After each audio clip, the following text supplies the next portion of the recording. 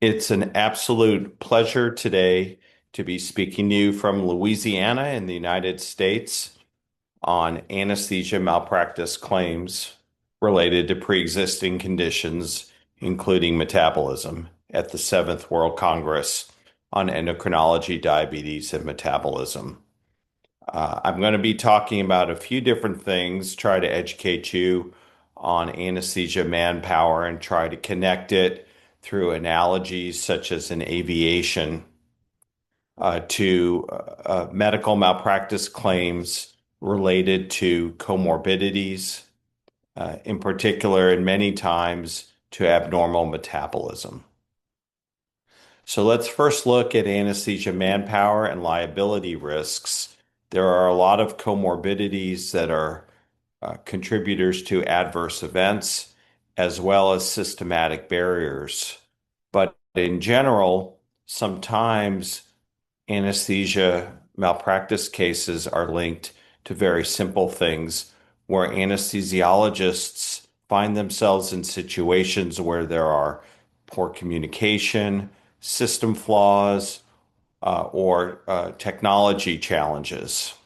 As one example of a legal case that was sent to me to review was an obese diabetic patient in the recovery room who needed to be reintubated, and an advanced airway device called a glide scope was not working, hadn't been repaired, and basically was broken, leading to inability to intubate and ventilate the patient and to the patient's death. And so, anesthesia is the art and science of rendering a patient insensible to pain during surgery or a procedure. Involves drugs such as anesthetics and very potent opiates and paralytics and other medications where we take control of your cardiac and pulmonary function to make sure that you have a safe outcome.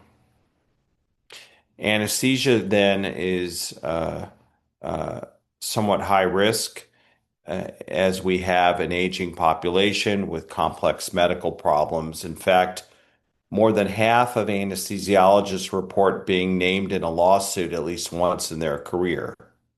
And I always try to tell my patients and my students who are learning to go become anesthesiologists to treat their patients as if they are your own family members, since we don't want to hurt our mother.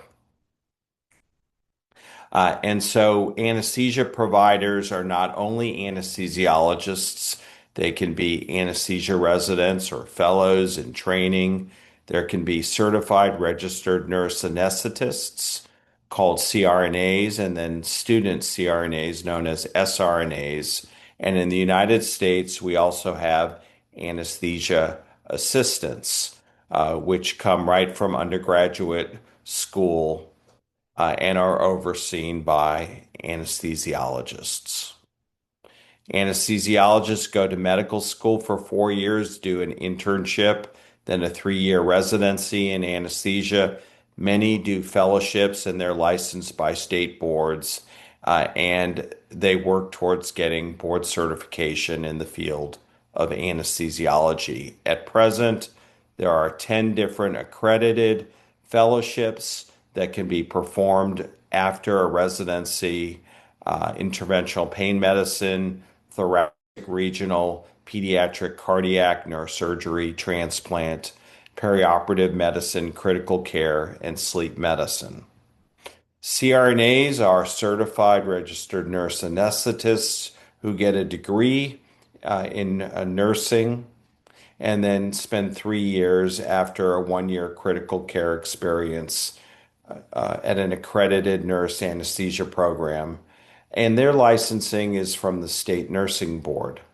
Some states, as an example, in the United States, in New Mexico and Minnesota, consider the same standard for CRNAs as more or less anesthesiologists, where there's no supervision at all.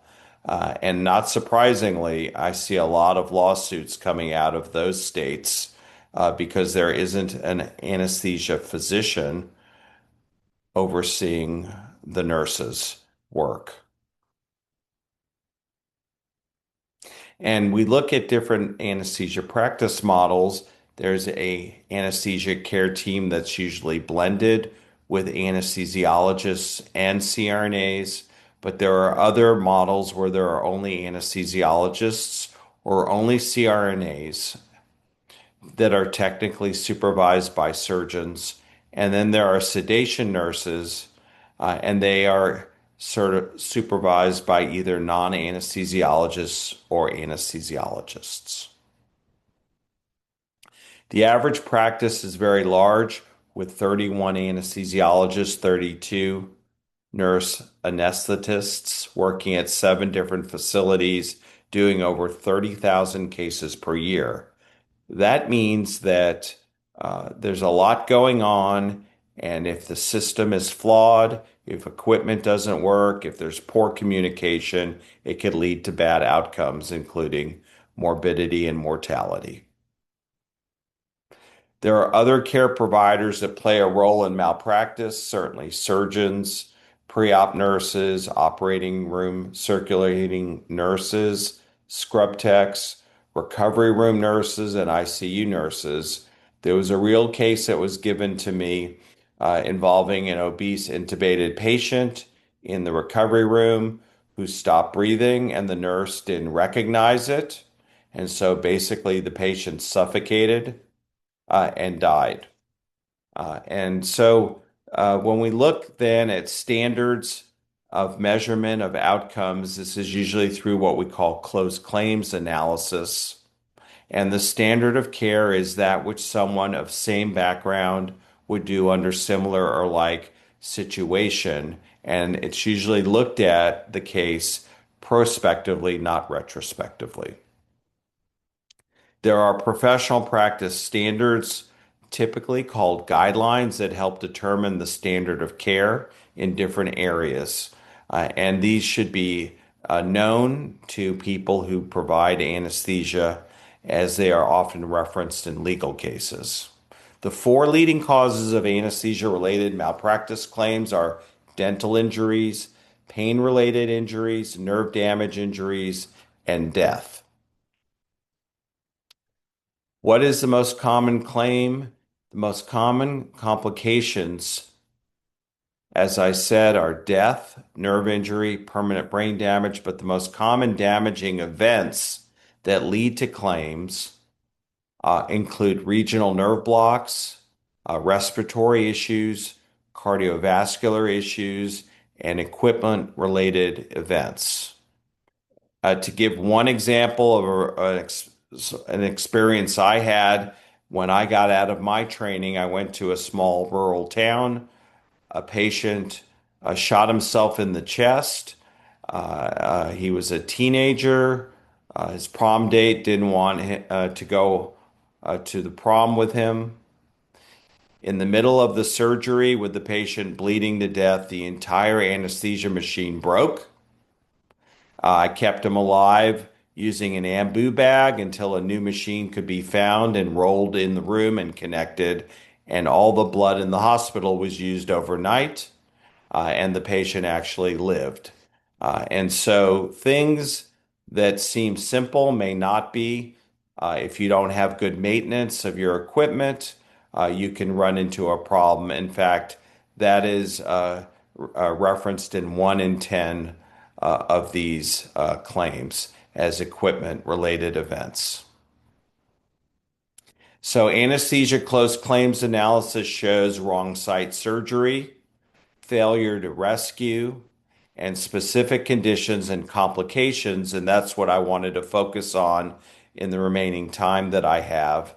As this is a conference focused on metabolism, we're going to look at specific conditions and related complications.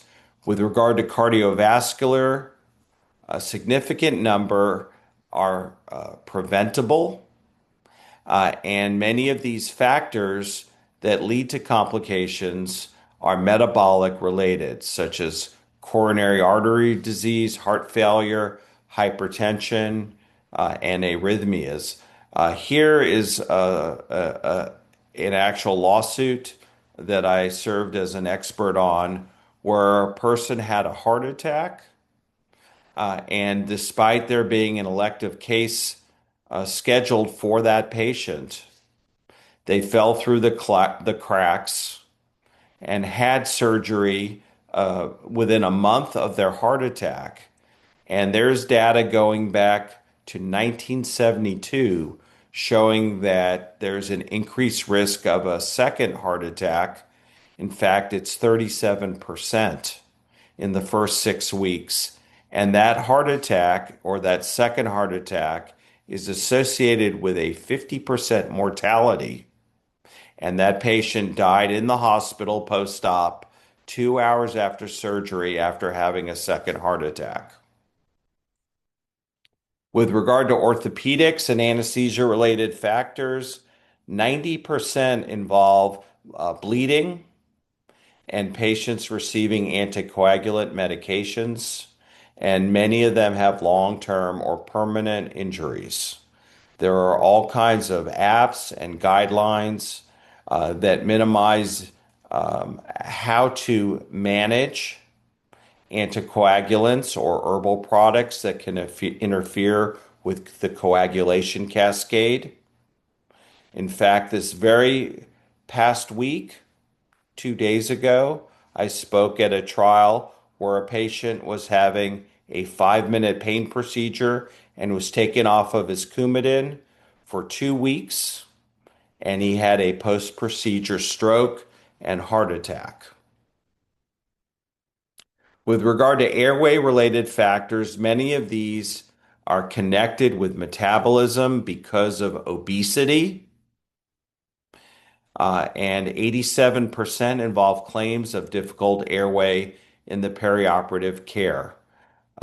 And not all of these are in an operating room. Some of them are outside locations away from the main operating room.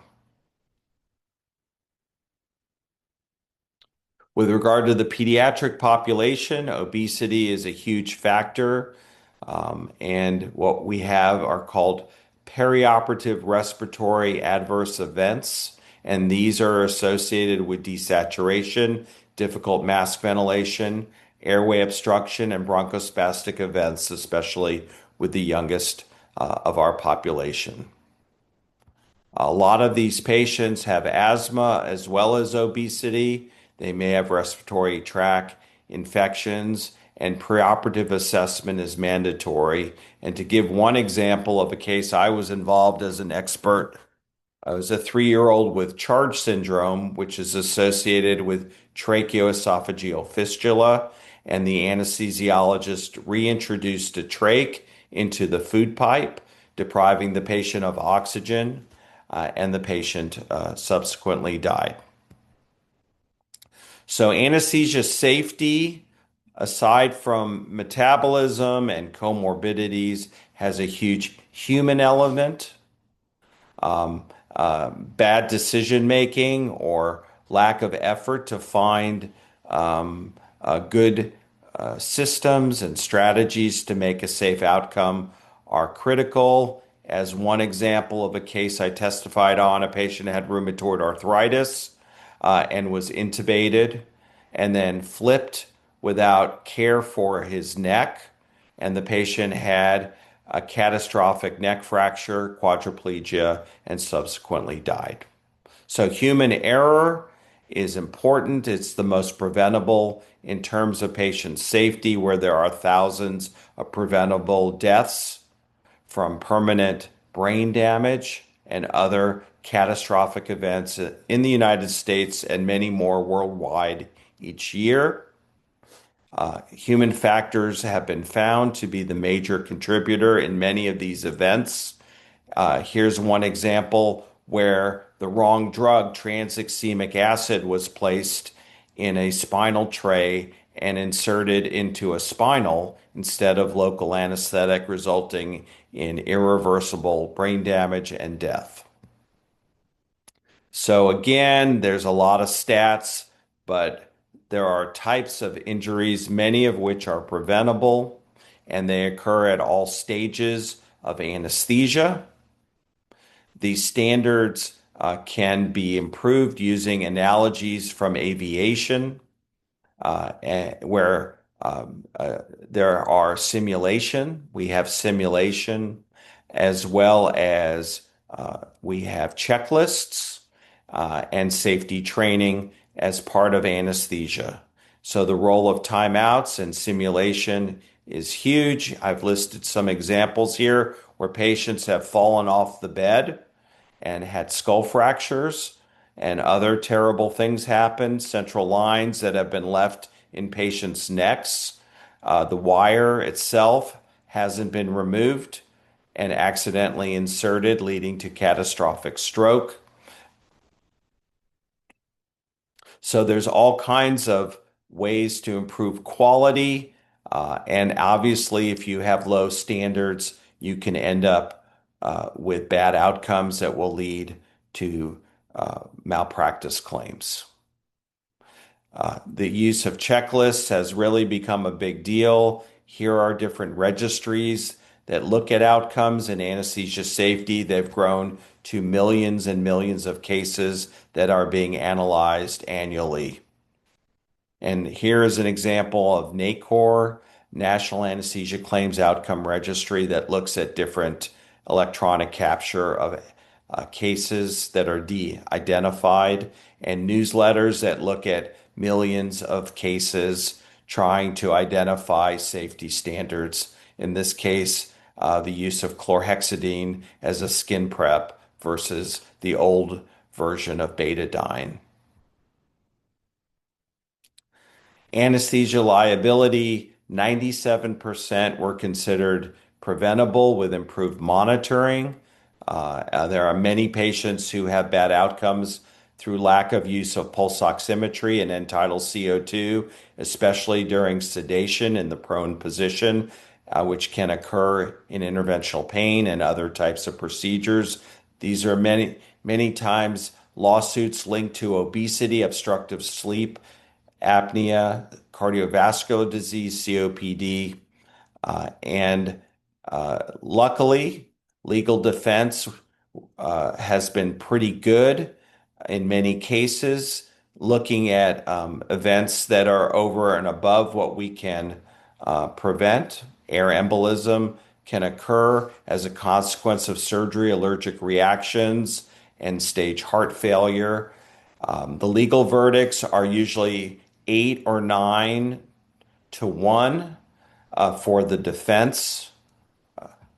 And so, in summary, injuries are caused from many different techniques and interventions, and many of which are linked to comorbidities such as obesity, hormonal imbalances, and metabolic syndromes, leading to cardiopulmonary issues. Anesthesia departments should review their outcomes for their patients on a routine basis. And therefore, anesthesia has gotten safer, but there still are quite a few risks. The link between metabolism and anesthesia outcomes is very clear. Poor communication, simulation, basically all of these things that we are doing are to have safe outcomes. Thank you very much for your time today and enjoy the conference.